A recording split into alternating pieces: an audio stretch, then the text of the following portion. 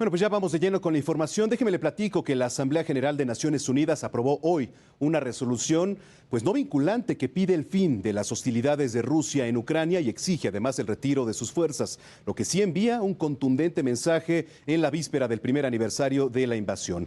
Esta resolución, pues redactada por Ucrania, allá en consulta con sus aliados, ya fue aprobada con 141 votos a favor, por 7 en contra y 32 abstenciones. A ver, este conflicto pues se ha cobrado decenas de miles de vidas de ambas partes y ha reducido a escombros ciudades enteras. Ha causado impacto que además se ha resentido a nivel mundial debido pues al aumento en los precios, en los alimentos, en los combustibles y además una mayor inflación. A un año esto es lo que se sabe. Штук 20 пролетіло.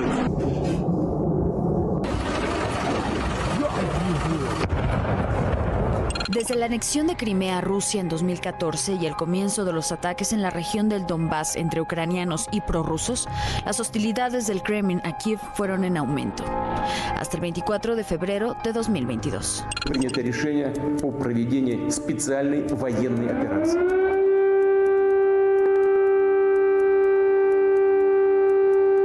Entonces, es por eso que Rusia tomó una acción, Europa decidió no negociar, Ucrania decidió resistirse y simplemente Rusia expandió su operación militar a una guerra bastante bélica en términos convencionales que en cualquier momento puede escalarse a una tensión nuclear. Un año después, esta es Ucrania. En un video comparativo de imágenes satelitales de la NASA entre la noche del 27 de diciembre de 2021, previo a la guerra, y el 18 de octubre de 2022, así lucía Ucrania tras varios días de bombardeos rusos a su estructura energética en Kiev, Kherson, Odessa, Dnipro y Kharkov. El Comité Internacional de la Cruz Roja entra a llevar ayuda y asistencia humanitaria, no solamente proveyéndoles de alimentos a los que han caído en la guerra, sino a los civiles. Y por supuesto, es parte de estas organizaciones que participa en reunir a las familias que han sido separadas, porque aquí el conflicto humanitario es brutal. A los miles de civiles muertos, que son por lo menos 7.100, según la Oficina de Derechos Humanos de la ONU, debemos sumarle los cientos de miles de soldados ucranianos y rusos que han perdido la vida en combate, según estimaciones internacionales.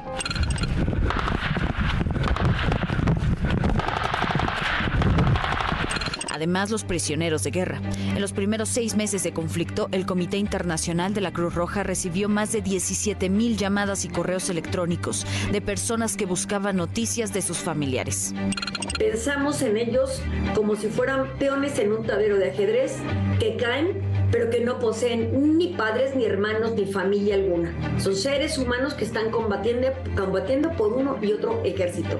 Otra cara de la moneda es el negocio de la guerra, derivado de la carrera armamentista por parte de la Unión Europea y Estados Unidos para Ucrania. Claramente, quien está recibiendo el dinero a chorros de parte del gobierno federal estadounidense es el complejo militar industrial, a quien están comprando todo lo comprable para mandarlo a ser destruido a Ucrania en el camino de matar a mucha gente, ¿no?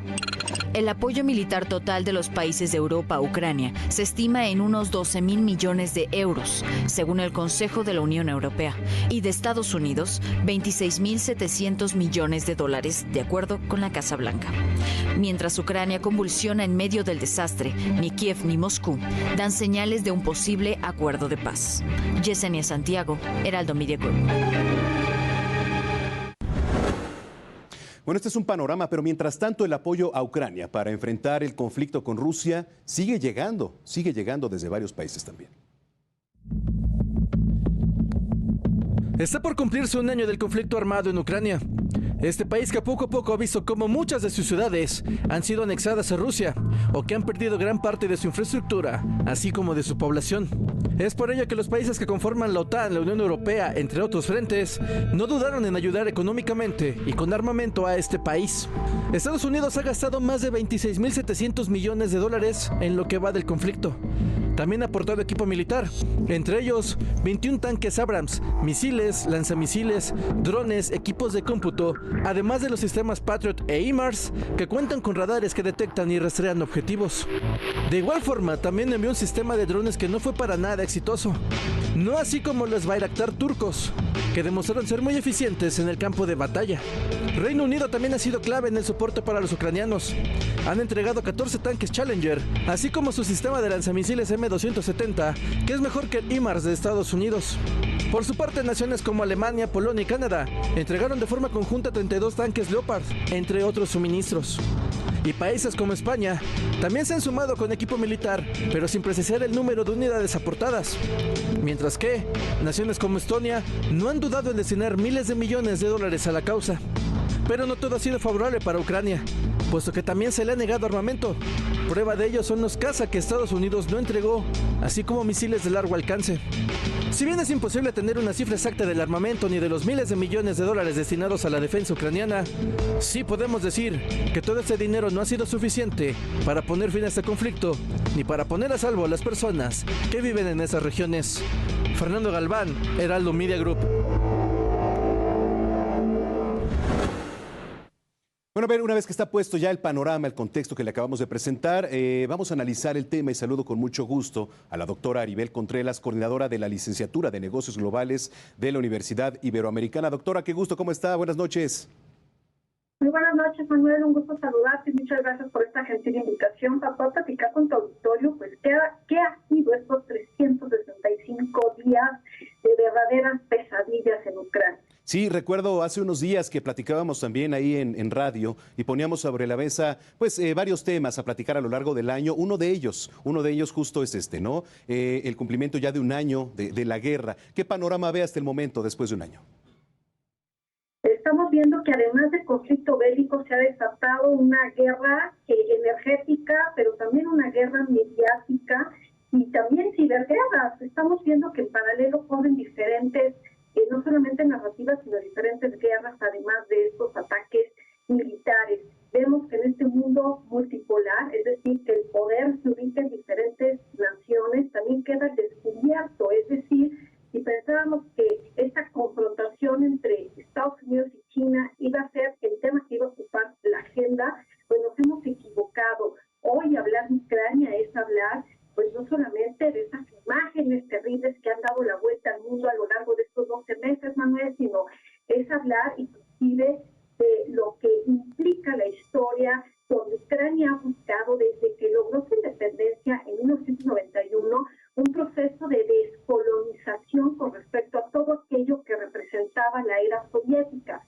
En el año 2014, Manuel, cuando se da la anexión de Crimea de manera automática y montada por parte de Putin, en ese momento, un año después, se creó la ley de la descomunistización, es decir, como Ucrania cambió nombres de calles, pero también derribó más de 400 monumentos que hablaban sobre esta era soviética. Hoy te puedo decir que tenemos entonces ya que hablar de que ya está empezando un proceso al interior de la sociedad ucraniana, de lo que yo llamo desputinización. Es decir, en un momento dado, ya cuando en alguna era podamos ver un posible acuerdo de paz, Ucrania sin duda estará de manera mucho más intensa viviendo una etapa de deslindarse de todo recuerdo, símbolo,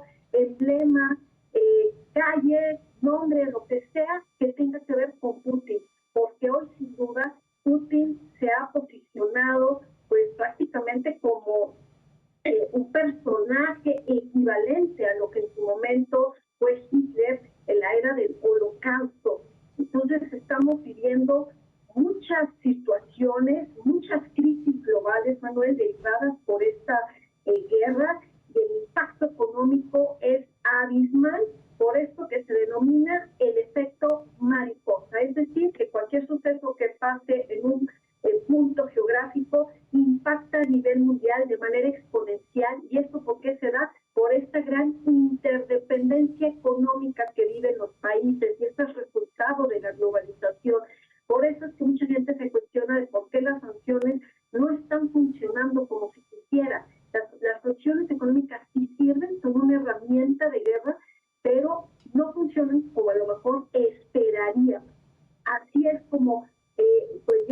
paradójicamente mañana se cumple este lamentable primer año de la guerra en Ucrania, Manuel. A ver, tocaba un punto muy importante, doctora, el antes y el después, hablando del tema de una guerra y las implicaciones, decía, económicas, efectivamente diplomáticas para los 5 continentes, porque hay que recordar, y poniendo un ejemplo muy claro, ¿no? Cuando fue el Mundial, cuando algún evento deportivo, cuando hubo algún evento de relevancia, el simple hecho de pertenecer o de ser ruso, pues era cuestión de censura, era cuestión de no vas a pasar por una cierta sanción, ¿no? Y no era la persona, sino como represión a Rusia. Todo esto creo que ha venido derivando, pues, en ciertas cuestiones también diplomáticas a nivel mundial, que ya no va a ser lo mismo y va a tardar quizá, pues, años. Va a ser otra era ahora también, tanto para Rusia como para Ucrania. Totalmente, Manuel. Este capítulo que aún se sigue escribiendo en la historia de las relaciones internacionales estará ahorita enquistándose todavía lo que tiene que ver ahora con la rusofobia, porque pues hay una gran cantidad de rusos civiles que nada tienen que ver, pero también han sufrido pues esta situación de que todo lo que huele a Rusia pues es negativo. Este éxodo de más de 400 empresas de Occidente que se han retirado pues también tiene un impacto. Escribiendo y continuando con esta historia que se sigue escribiendo con tinta roja, seguiremos viendo que aún y cuando llegue un acuerdo de paz, Ucrania estará dividida, al menos yo así lo veo, en 2 Ucranias adentro del país. Estas cicatrices que ya no se van a poder borrar durarán inclusive por generaciones. Y lamentablemente el impacto económico pues es terrible, Manuel. Este año el Fondo Monetario Internacional apuesta que el crecimiento va a ser muy pequeño, en promedio no más del 3%. La inflación sigue escalando inclusive a 2 dígitos en muchas naciones, y esto ha tambaleado no solamente a Washington y a Bruselas, sino estamos viendo que inclusive la pérdida de poder adquisitivo a nivel global y el impacto a la economía de los 7 países más industrializados del mundo, pues ha venido a generar un verdadero tsunami político. Claro. El mundo está dividido, Manuel, y lamentablemente pues las grandes consecuencias de esta terrible guerra. Correcto. Finalmente, doctora, ¿qué visualiza para próximos días en el tema de estos 2 países? Seguiremos viendo reuniones como las que hoy se salió en los periódicos de los resultados de Biden en cuanto a este puesto que tuvo con 9 líderes en Europa. Seguiremos viendo a un Putin que seguirá mandando estos mensajes como el que ayer dio a la nación, pero la escalada continuará. Pero yo la verdad es que a diferencia de lo que vi en una nota de otra analista aquí previa, que decía que en cualquier momento se puede ir a una tensión nuclear, a pesar de que Rusia ha dicho que por el momento no se compromete a que siga el pacto nuclear, el New START, yo la verdad es que le apuesto a que esto no va a escalar a un ámbito nuclear, porque ahorita Putin tiene todavía el mango por el sartén y no va a estar dispuesto a retirarse con las manos vacías. Eso sí lo tenemos que tener muy claro, y por lo tanto continuará resistiendo aún y cuando sigan viniendo más paquetes de sanciones. Y aquí lo importante va a ser hacia dónde se va a mover China como un aliado incondicional de Rusia, pero a la vez desde su pedestal de la neutralidad. Ahí es donde hay que ver sobre los personajes silenciosos, porque sus silencios dicen más que 1000 palabras. Correcto. Pues doctora, yo le quiero agradecer muchísimo. Si lo permite, estamos en contacto para más temas internacionales.